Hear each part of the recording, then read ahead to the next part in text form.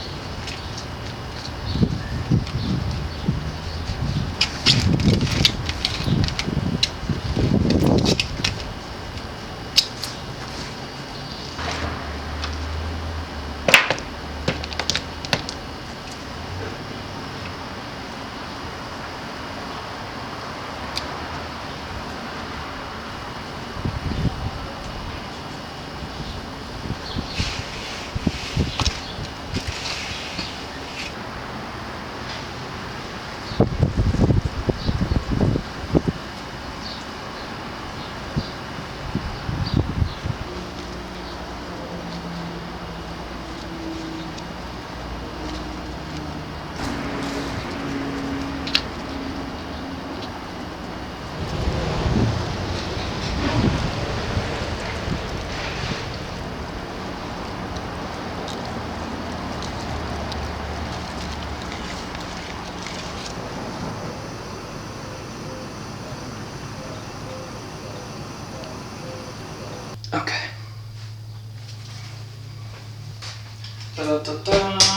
Gonna set that there.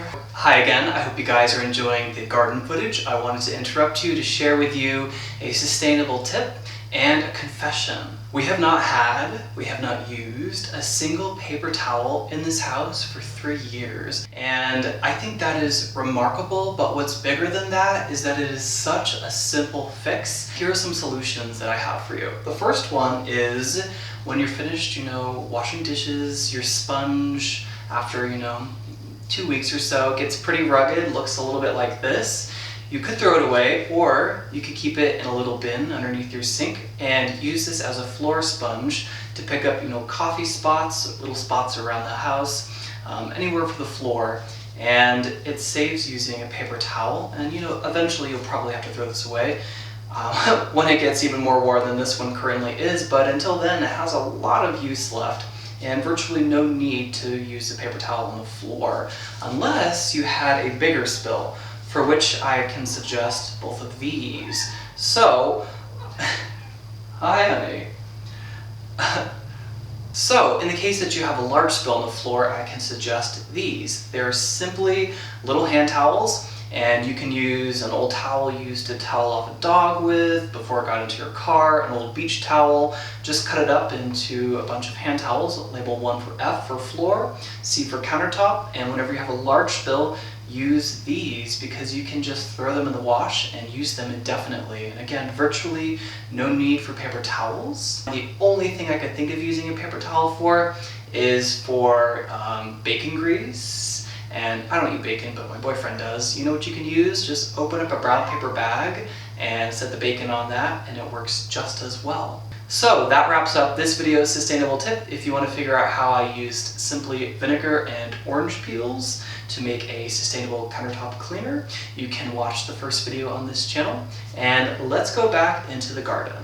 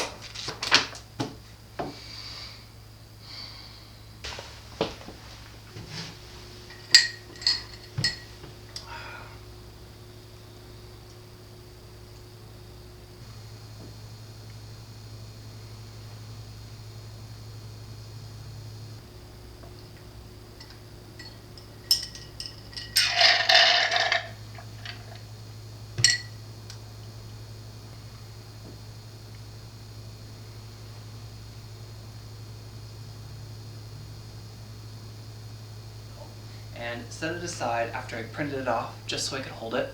I printed it off and looked at it, loved it, and literally set it down on this table for like 2 months. More recently, I started looking for editors and what types of editors I want and a budget for an editor. And I started talking to a couple editors that I really liked, started giving them some chapters to have a little test run with them, and made some very good connections. So as of right now, I am ready to move forward with 2 different editors. I'm going to pursue one in June, and after that round of editing, more like copy and line editing, I'm going to give it to this other editor that I hope to work really closely with to bring it to more of a final, polished piece. Whatever project, whatever medium I'm working with creatively, I always need time for it to simmer, is like what I like to say, on the back stove. And it has to sit there. I have to take this step back in order for me to look at it again and to sort of discern again whether or not something needs to be fixed or whether or not I like the chapter or the sentences. I always need this step back where I completely disconnect from it and work on something totally different. And that gives me enough, it frees up everything creatively. And so when I do take a look at it again, I can read it, because I feel like if I get down into something and really hyper-focus on it for a really long time, I sort of start thinking about the work itself, and I start, measuring success based on not creative success and, creative strengths in my writing and editing, but more like how much time I put into it, which is really not kind of helpful when you're doing something creative. So I thought this would be a good time to share with you potentially some of chapter 1 while I incorporate some more spring footage for you guys, some quieter shots. And if you haven't heard the prologue, you can go ahead and watch the first video on this channel. Sit back, relax, grab a cup of tea, coffee, whatever you like to drink, and let's play some footage while you listen to chapter 1.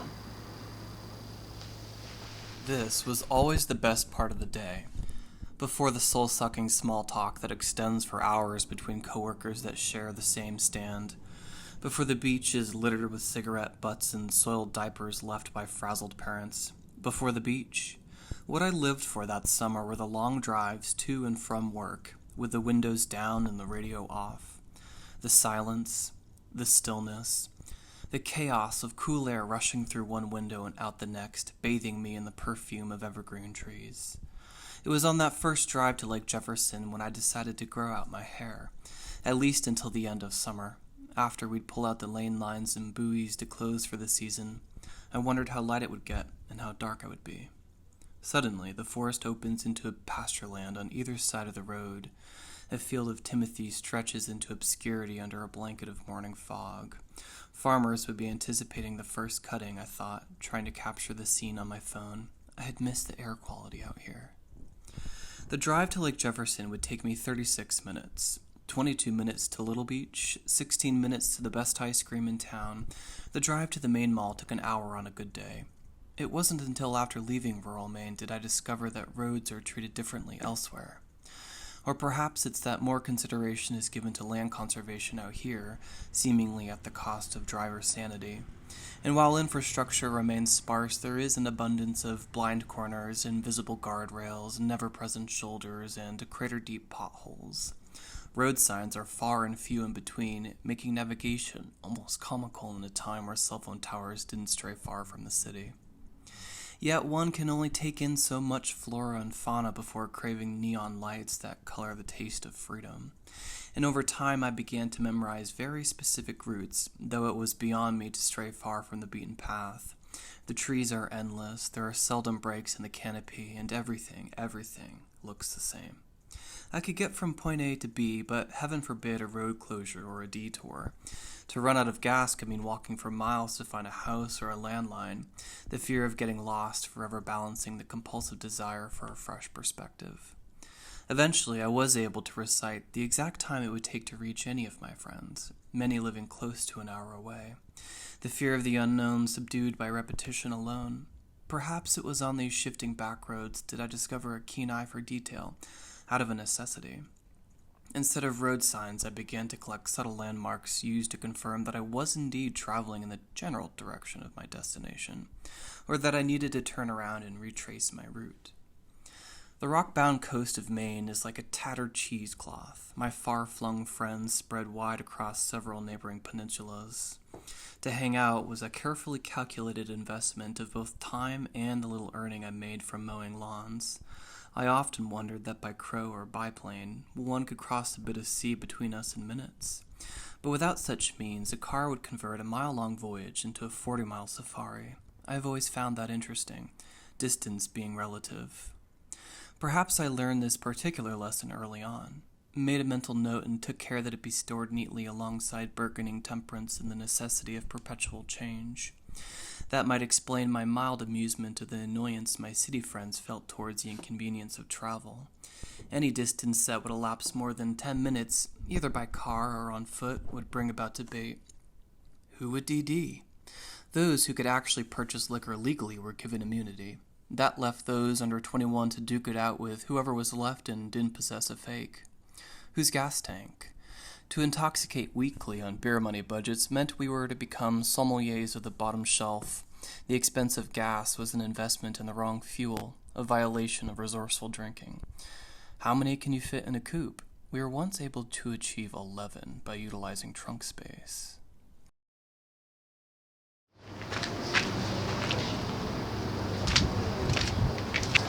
Okay, you guys, so this is the end of this video, and I really hope you liked it. If you did, make sure to give me a big thumbs up.